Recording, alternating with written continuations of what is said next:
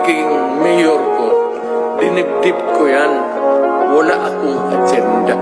Wala akong dinagdag na basta isang poste sa bahay ko. Wala akong bagong kotse. Hindi ako nakatikim ng Mercedes-Benz. Dinibdib ko talaga ang trabaho ko para sa bayan ko.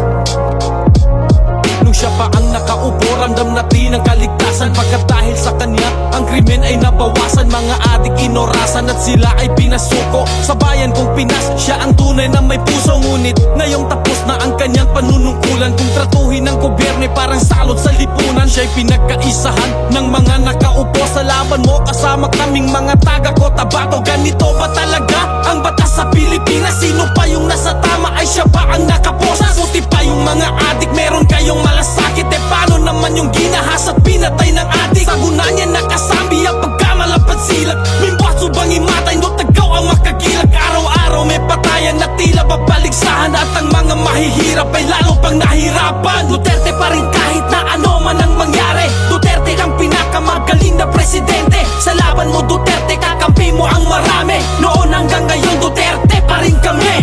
Duterte pa rin kahit na ano man ang mangyari. Duterte ang pinakamagaling na presidente. Sa laban mo Duterte, kakampi mo ang marami. Noon hanggang ngayon Duterte pa rin kami. Pinakamagaling na naging presidente ng Pinas. Ngayon ay pinagtutulungan ng kampo ni Satanas. Mga walang ibang hangad kundi sa trono maupo. Para sa posisyon ay handa na makipagbuno. Nung kanyang panahon ay nabawasan ang sagabal. Ngayon ay bumalik kaginabo nagipagkamal. Bamad silak pang imatay